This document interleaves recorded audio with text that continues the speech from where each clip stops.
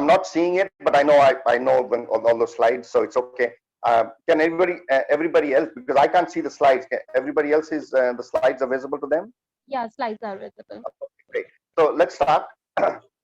Well, about us, we are Purna Agri Systems, and what we specialize in is in horticulture and various fields of horticulture. Our we do hydroponics and controlled environment agriculture is our forte, and after that we do open field cultivation, and we do Aam Bazaar, which is a new offshoot starting uh, this year. Now, our team is basically it's led by two member team. Yeah, I'm Ratnakar, and I had I'm a professional in this field, and having been trained from University of Arizona, Mississippi, and Florida, and I've attended lots of programs, very advanced programs in these fields. And my partner Sangeeta Pant, who is a forest environmentalist and also a tissue culture expert, and who helps me with various activities in the company. Next slide. Okay, here, what is controlled environment agriculture? Uh, that is Purna's main, we are consultants in this field, and we help our clients set up, operate, train, do cost cutting for them, and try to get lots of things streamlined for our clients. In fact, one of my clients, Mr. Sanjay ji, is here. We are just starting to work with him, and we're going to help him solve a lot of problems.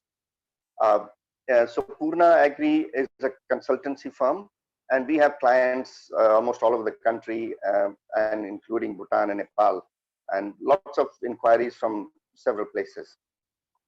Hydroponics is a field where you grow plant material, mainly vegetable leafy greens in India, but you can grow lots of material uh, using this technology. We specialize in hydroponics, aeroponics, aquaponics, and bioponics. Now, bioponics is a very recent field. Uh, we're just trying to get that into the country. We've done a few projects in bioponics outside the country. So bioponics is completely new, and we'll be hopefully getting some traction with this technology. Uh, Next we do is open field cultivation. Now, why did we need to start a open field cultivation branch? Is because we believe in the slow food movement. We do not like this fast food culture at all. We want food to be food. Now, let me share with you a conversation between a medical practitioner, a nutritionist, and a horticulturalist. Okay, the doctor says, of late I've been prescribing a lot of calcium supplements to my clients because I see their bones deteriorating. Okay, the nutritionist says, what? Even we have noticed this, and we are in our nutrition plans. Calcium is always, in the forefront of our thinking, and we want to recommend foods with calcium-rich products. Then the horticulture guy says, what? Off late, I've been seeing that my plants in my analysis is growing, is not taking up calcium. Hence the term of hollow food they've coined. Now, hollow food is all the food that we see looks okay, tastes okay, but they're not nutritionally okay. And that is because we're not taking care of our soil. Now, earlier, before the Green Revolution, we had lots of calcium in our soil. All you needed was a nitrogen-based fertilizer, and we got good production. And we kept giving the nitrogen, but we didn't supplement, and till date, we don't supplement the calcium. So the plants are very smart. I mean, they're much more smarter than us, trust me. They've survived longer than us. They know how to substitute from one food to the other. So they don't take up the calcium, hence they don't become good enough for us. So hence hollow foods. So what we do is get back to getting the soil right getting the calcium and other nutrients back in the soil, so the plants get it, and the fruits are more denser in nutrients. And now, the second concept that you know help us think a little more is, we are taught from childhood days that India is an agricultural country, and no one really thinks about these statements. They just repeat it over generations. People have been just repeating it. But my thinking is, India is an agricultural country because our culture depends on agriculture. You see, we lose agriculture from our lives, we're going to lose our culture, and we already see it. you know so we have to get back to our roots in some form or the other. And in a city life, it's very difficult. So that's where Kola Bari comes in, where we give you 1,000 square feet of land, and you grow whatever you want on it. We help you with the labor, with the seed, with the operations, with everything that's needed. We help you. All you have to do is to take decisions. Okay, plant this for me, plant this, whatever approaches, and we guide you what is doable and not doable. In addition to whatever you produce from that plot, it goes to you, is delivered to you. In addition, we give you 30 kilos of vegetables separately, so that it's more, value for money. So you're not spending, and these vegetables we grow ourselves. So you're getting good material, and we deliver to your home, where you have a lot of control over this whole operation. So that's our farm is located in sector 147, Noida, and it is very walking distance from the metro station. And it's a very nice place, and I would really encourage people to visit that place. The next is our new brand. That's the next last slide of Am Bazaar. Now here India is the largest producer of mangoes. Okay, but our mangoes are not good enough. That's because now let me educate you on a little bit of the history of the orchard. The orchards were started by Parsis when they came in from Iran, and they are just outside Bombay.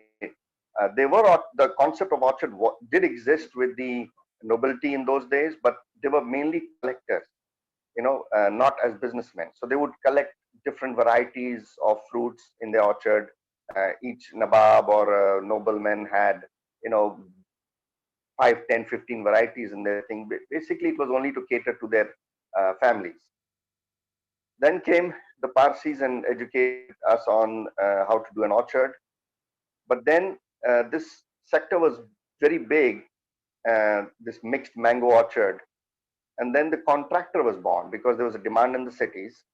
So there were contractors, and then the contractors started pushing back on mixed mango orchards and told the owner, it's very difficult to manage your orchard because you have so many varieties. I have to put in it gives me fruit the whole season, and I have to keep my investments alive for the whole season, and which is not good for me. So why don't you go in for a one variety orchard? So that's how the trend started. And today, the whole industry is in the hands of the contractor. Now, what the contractor does, now remember, all mangoes start ripening from the east and they go westward. The same variety, let's say Langda, the first Langda will hit in the east, and then they will go westwards, and the last Langda will hit in Punjab. And the south gets the early ones. So it starts in the east and the south. The southern mangoes are generally harvested and used for juicing and for maza and your fruity things. The North Indian mangoes are the one that reaches our table. So the contractor is always in a hurry. Once the Bengal fruit comes in, they want to harvest all the North Indian fruits and push in the market because that's where you get the rates. Okay. So our fruits are harvested premature. That's why we are not getting the quality. The contractor has no business in trying to maintain the orchard. He just wants the fruits. So the orchards are very badly maintained. Hence, we have fruit flies, mango weevils, and seed borers in our fruit. And we cannot export any of them. Although the world is really waiting for Indian mangoes, but we can't export any because the big countries that like US and Europe, they see this problem and they do not want these insects in their country. So they put very strict guidelines for us, and we can't fulfill them. So, but the world is really waiting for Indian mangoes. but our whole industry is in the hand of the contractor who is not interested in exports. Only a few discerning growers who have got into exports, who are taking care of very good orchards, they're doing a good job. So Aam Bazaar is, and we are very strong on the back end. We know orchard people, we know these growers. So we want to get in touch with them, and we've already started getting in touch with them, showing them how to maintain orchards, how to get with export quality, but with no intention of exporting only for our clients, very good material, and we give them at a good price. Now, how we go about this is, um, the fruit just comes in for maybe 2 weeks from that orchard, but we are engaged with that grower the whole year, maintaining hygiene, maintaining practices, and we educating him how to go about certain things in the orchard. So that is helping us a lot. So far, we have 2 to 3 growers already on board, and more are coming in. We also have an investment plan in this format, where if you have an acre, let's say 5 acre or 10 acre land, and you really don't know what to do with it, so we can come up with a model, because our marketing is going to be very strong. So we can give you an end-to-end solution with the orchard, and we can point out to the existing owner or a new owner how it's economically viable to get in touch with us. With the contractor just gives you a fee per year, and most growers are very happy with it. But they have not seen, they can do more. If they would get engaged with us, then they certainly could earn at least easily 2x more. You know, so that's where we come in as Aam Bazaar, and India has approximately 200 varieties plus of mangoes. But if you really talk to the people who like mangoes, they can give you 4 names, 5 names, mainly Langda, Chausa, Desheri, Alfonso, Kesar. And these are the 5 names that they will throw at you. But there are so many varieties. Almost every region has a great mango, you know. And every day I'm learning about new varieties. This just in Bihar alone, we have like 25 varieties, and all of them are, all of them have wonderful qualities. Okay, um, so we specialize in this, and how we go about this is, our boxes are packed under the tree. We have a sorting method that we tailor made to each variety. Last year we had some problems with Mallika fruits getting spongy tissues. So we developed a technology where you float the fruit in a certain density of salt water, and all the bad fruits will float at a certain level, and the good fruits will not. So that way you take all the bad fruits out, and you get a wash also of the mango, and then you air dry it and you supply it. And we've got very good success with that technique. So now we are going to work with Langda this year, developing a processing technology which is very low key and can easily be done by growers. Then our fruits are packed under the tree, and they're going to be shipped to the destination from that location.